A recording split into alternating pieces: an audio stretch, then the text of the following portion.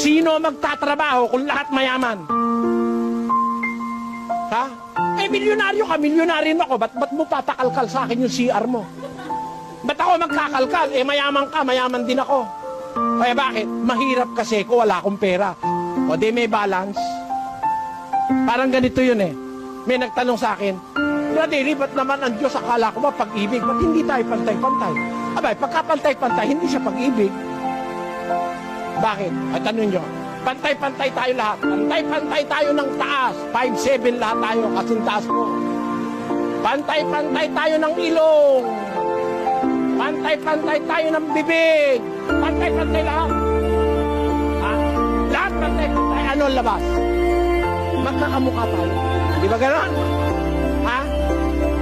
Pag natulog ka, nagising ka uli, niyakap mo na, akala mo asawa mo. Bakit? Eh, kamukha rin ng asawa ni Teban yung asawa mo. Eh, pantay-pantay lahat eh. Magulo mundo nun.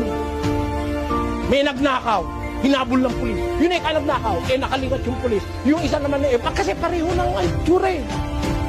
Di ba? Pare-pareho lalabas eh. Merong isang tao, sabi niya, nandun siya sa ilalim ng puno ng duhat. Papahangin siya, nakita niya yung puno ng kalabasa doon. Ang lalaki ng bunga ng kalabasa, gapalanggana. Andun, kalabasa.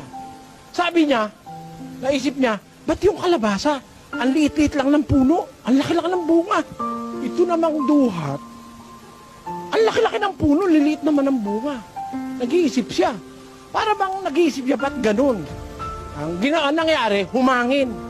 Naku, nabaksak yung isang kumpul na duhat. Tumama sa ulo niya, kumpul na duhat. Sabi niya, Diyos ko, patawarin mo po ako. Bakit niya? Ba't niya sinabi, tama pala ang Diyos? Kasi kung nagkataon yung kalabasang kumpul-kumpul ang andot yung bumaksak sa ulo niya, patay siya. Di ba? Ano, naintindihan nyo na mga kapatid? O, naintindihan nyo?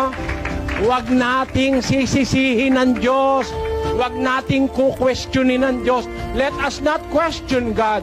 Let us study the wisdom behind each creation. Why? There is a reason. Why are my eyes dim? Because if they were there, it will be awkward. See? Why is your anus there? Why is it not placed here? It is very awkward if your anus will be here. So, the best place for your anus is there really. It is covered there. It will not harm you. See? Huh?